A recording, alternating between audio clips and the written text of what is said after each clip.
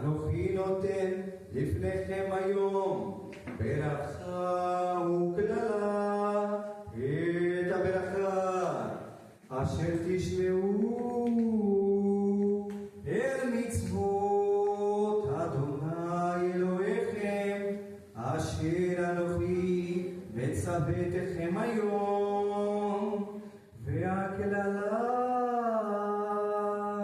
הם לא תשמעו אל מצוות אדוני אלוהיכם וסרתם מן הדרך אשר אנוכי מצוותכם היום ללכת